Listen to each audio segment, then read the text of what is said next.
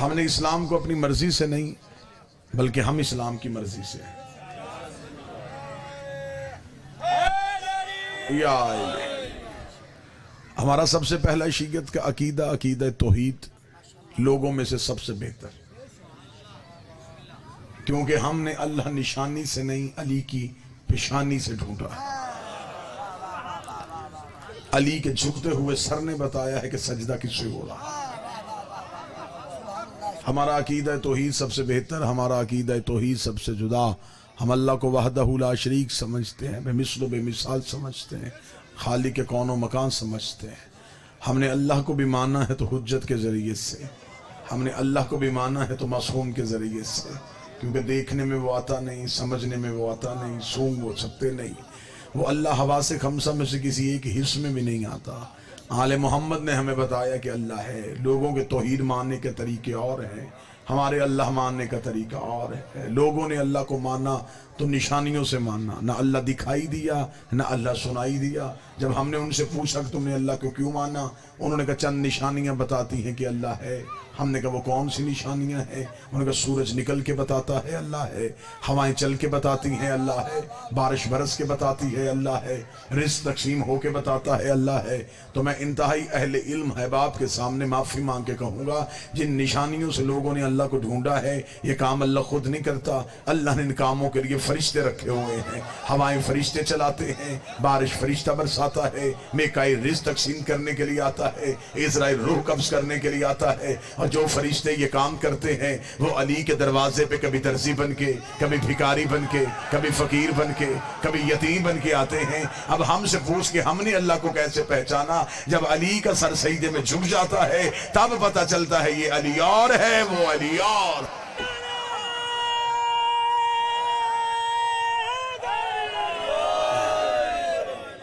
متوجہ صاحب؟ سب سے پہلا عقیدہ ہمارا سب سے جدا، سب سے جدا۔ ہم نے اللہ مرضی سے نہیں، ہم نے آل محمد سے عقیدہ توحید لیا۔ کرسی پہ بیٹھنے والے کو ہم اللہ نہیں سمجھتے۔ بروز حشر ہوگا، تخت ہوگا، تخت پہ کرسی ہوگی، معاذ اللہ ثم معاذ اللہ، اللہ کرسی پہ بیٹھے گا۔ اس کا مطلب کہ اللہ کرسی پہ ہے اور جہاں حساب لیا جا رہا ہے وہاں نہیں۔ اور مذہب جعفریہ میں جو ادھر ہو ادھر نہ ہو، اللہ ہوتا ہی نہیں ہے۔ عقیدہ توحید بڑا سمجھنے والا عقیدہ ہے۔ اس کو یہ نہیں کہا جا سکتا کہ کوئی بندہ یہ کہے کہ فضیلت علی کا قتل کر دے عقیدہ توحید کی آڑ میں، تو یہ بھی ناقابل برداشت ہے۔ ایک شخص آ گیا تھا کوفے میں مولا کے پاس سرکار، اس نے آ کے سب سے پہلے وہ دربار میں گیا خلیفہ کے، اس نے خلیفہ کے دربار میں جا کے کہا، اس نے کہا جی میں کلمہ پڑھنا چاہتا ہوں۔ وہ بڑے خوش ہوئے کہ چلیں یہ بھی تاریخ میں لکھا جائے گا کہ کوئی مسلمان ہم نے بھی کیا تھا۔ انہوں نے کہا جی آئیں ہم آپ کو کلمہ پڑھوائیں۔ انہوں نے کہا جی کلمہ پہلے ایسے نہیں پڑھنا، شرط ہے، پہلے سوال کا جواب دیں پھر میں کلمہ پڑھوں گا۔ ان کے ذہن میں آیا کہ یہودی ہے، سوال آسان کرے گا۔ وہ یہودیوں کا عالم تھا، آسمانی کتابیں اس کے مطالعے میں تھی۔ توجہ ہے صاحبان؟ بات سمجھ میں آ رہی ہے جی؟ اس نے کہا کہ میں آپ سے سوال کرنا چاہتا ہوں کہ آپ کے قرآن میں ایک آیت ہے، ان اللہ علی کل شیء قدیر، بے شک اللہ ہر شے پہ قدرت رکھتا ہے۔ اس نے کہا کیا واقعی آپ مسلمانوں کا ایمان ہے اس آیت پہ؟ انہوں نے کہا جی بالکل ہمارا ایمان ہے، اللہ ہر چیز پہ قدرت رکھتا ہے۔ اس نے کہا پھر سوچ کے بتائیے گا بادشاہ، کیا تمہارا اللہ جو چاہے وہ کر سکتا ہے؟ انہوں نے کہا ہمارے اللہ کے پاس یہ طاقت ہے، وہ جو چاہے وہ کر سکتا ہے۔ اس نے کہا اب میرا سوال ہے، کیا تمہارا اللہ کوئی اور اللہ بھی بنا سکتا ہے؟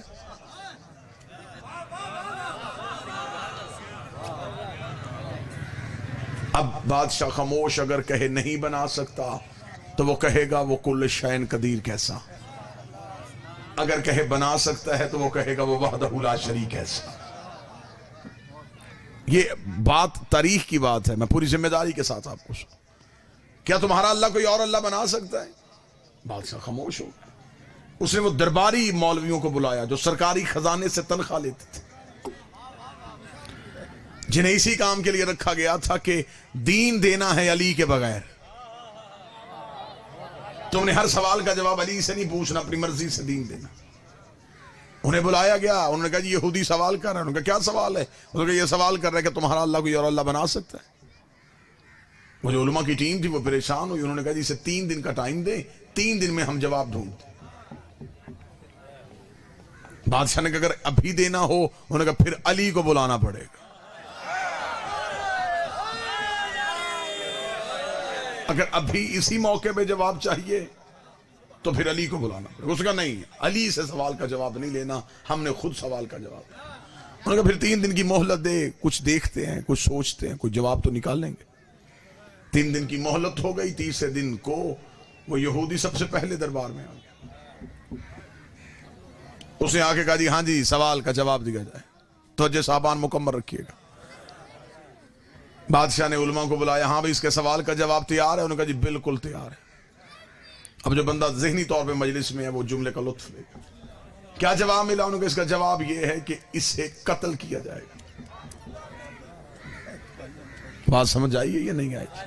اس یہودی کو قتل کیا جائے. بادشاہ نے کہا کس جرم میں؟ انہوں نے کہا توہین مذہب کے جرم میں. اس نے ہمارے اللہ کی توہین کی ہے. یہ ہم سے آگے پوچھ رہا ہے کہ تمہارا اللہ کوئی اور اللہ بنا سکتا ہے. تو لہٰذا اس نے توہین مذہب کی ہے، عقیدہ توحید کی توہین کی ہے، اس کا سر سے جدا کیا. بادشاہ کو جب مولویوں نے فتویٰ دے دیا تو پھر اس کو گھبرانے کی ضرورت ہی نہیں. اس نے جلاد کو اشارہ کیا، جلاد نے تلوار نیام سے کھینچی. اس کی گردن پہ تلوار آئی، تلوار کا آنا تھا، اس نے کہکا لگایا. بادشاہ نے کہا تجھے موت سے ڈر نہیں لگتا؟ اس نے کہا موت سے زیادہ تیری بے بسی پہ مسکرا رہا ہوں. کیوں؟ اس نے کہا میں مر رہا ہوں، سوال زندہ ہے.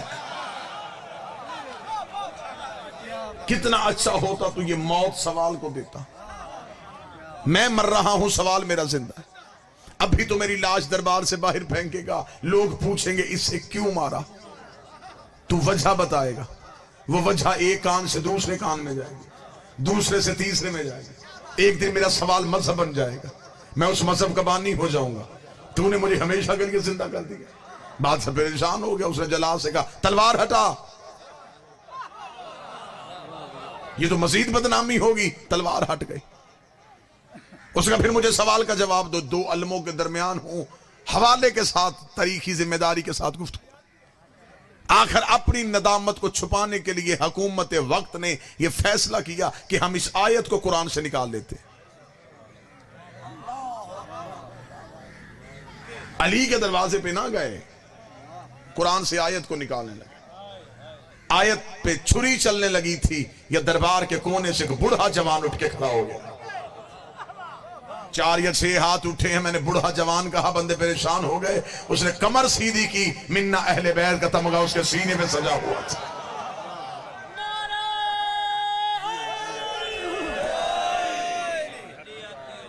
اس نے سر کو سیدھا کیا. اس نے اس یہودی کے پاس جا کے اس کا ہاتھ تھام کے اس نے کہا اس کے دروازے پہ لے کے جاؤں جو وارث سے قرآن ہے.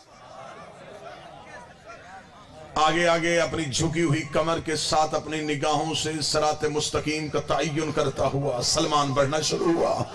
سلمان کے نقش قدم پہ اس سائل کے قدم آئے. سائل چلتا چلتا دہلیز امیر المومنین پہ سلمان پہنچے. سلمان نے سر سجدے میں رکھا. سلمان نے دہلیز کا بوسہ لیا. بوسہ لینا تھا یا دہلیز کے اندر سے امیر المومنین کی آواز آئی، سلمان کیا وہ سائل آ گیا ہے؟ اتنا کہنا تھا کہ سائل نے اپنی نالین کو پہننا شروع کیا. سلمان نے کہا ابھی تیرے سوال کا جواب نہیں ملا اور تو مطمئن ہوئے بغیر جا رہا ہے. اس نے کہا واپس اس لیے جا رہا ہوں، جو دیکھے بغیر مجھے جانتا ہے وہ جواب بھی جانتا ہوگا. جسے یہ خبر ہے کہ دروازے کے باہر کون کھڑا ہے، اسے یہ بھی پتا ہے کہ میرے سوال کا جواب کیا ہے. تھوڑی دیر کے بعد نہ سپاہیوں کا شوف، نہ نیزے، نہ تلواریں. تھوڑی دیر کے بعد در کا پردہ اٹھا. پردے کا اٹھنا تھا. امیر المومنین باہر آئے. رسول والا امامہ سر پہ، ابو طالب والی ابا کاندھے پہ، حمزہ والی تلوار کو نیام میں لیے ہوئے، ذوالفقار حیدری کو حمائل کیے ہوئے. علی کے چہرے پہ حسن یوسف کا صدقہ ہو رہا تھا. علی کی آنکھیں تہرے تقدس کا نگینے بن رہی تھی. علی کے ہونٹ صورت یقوت شعاؤں میں دھلے ہوئے تھے. علی کی زبان زبان آب وحی میں ڈھلی ہوئی تھی، علی کا سینہ رمز دل ہستی کا خزینہ بنا ہوا تھا، علی کے قدم صراط مستقیم کا تعین کر رہے تھے۔ امیر المومنین کے لب کھلے، امیر نے فرمایا تو نے اس سے پوچھا تھا کہ اللہ ہر شے پہ قادر ہے؟ بے شک اللہ ہر شے پہ قادر ہے۔ اس نے علی کے قدموں پہ ہاتھ رکھ کے کہا مولا سوال یہ تھا کیا وہ اللہ دوسرا اللہ بھی بنا سکتا ہے؟ علی نے فرمایا ایک نہیں 1000 بھی اللہ بنا دے، خالق وہی رہے گا، یہ مخلوق کہلائے۔ وہ خالق رہے گا، یہ مخلوق ہے۔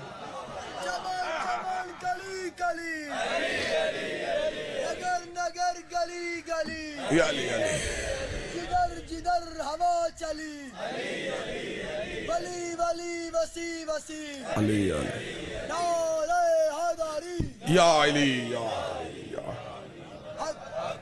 متوجہ صاحبان مکمل۔ لہذا ہم آل محمد کو اللہ نہیں سمجھتے، ہم انہیں مظہر پروردگار سمجھتے۔ بات سرکار بڑی آسان کروں گا، بڑی میٹھی گولی، جیسے کسی کو کوئی تکلیف نہ ہو۔ آسان کرنے لگا ہوں، جملہ کوئی مشکل لفظ نہیں، کوئی کتاب کا مشکل حوالہ نہیں، وہ یہاں آ نہیں سکتا تھا، ہم وہاں جا نہیں سکتے تھے۔ بابا جی اس نے انہیں درمیان میں رکھ دیا۔ اللہ بندے حجت، یہ اس سے لے کے ہمیں دیتے ہیں، ہماری دعائیں اس تک پہنچاتے ہیں، یہ بھی نہیں ہے وہ بھی نہیں، جو یہاں سے دیکھتا ہے اسے اس جیسے لگتے ہیں۔ نہیں میرا خیال ہے یہ بات زیادہ فلسفی ہو گئی تھی، میں بات آسان کر دیتا ہوں۔ یہ وہ اتنے خوبصورت آئینے ہیں جن سے اللہ نظر آتا ہے۔ اب کوئی بندہ مجھ پہ سوال کرے کہ اسے کیا ضرورت ہے کہ وہ شکلوں سے اپنی پہچان کروائے، اسے ضرورت نہیں، ہم جاہل ہیں۔ ہم پہلے دن بچے کو جب تعلیم کے لیے چھوڑ کے آتے ہیں تو استاد اس کے سامنے کتاب رکھ کے اسے پڑھاتا الف ہے، تصویر انار کی دکھاتا ہے، پڑھاتا الف ہے تصویر، اب اس سے بھی زیادہ آسان میں کیا کروں، اب تو میں الف انار پہ آ گیا ہوں، پڑھایا الف ہے دکھایا انار ہے۔ اب استاد سے پوچھو ہم تیرے سامنے بچے کو لے کے آئے تھے تعلیم کے لیے، اگر تو نے پڑھایا الف ہے تو شکل بھی الف کی دکھا، وہ کہے گا یہ بچہ ہے اس نے سیکھنا ہے۔ الف لفظ ہے، انار پہچان ہے، الف لفظ ہے، انار پہچان ہے، اللہ ذات ہے، 14 پہچان ہے۔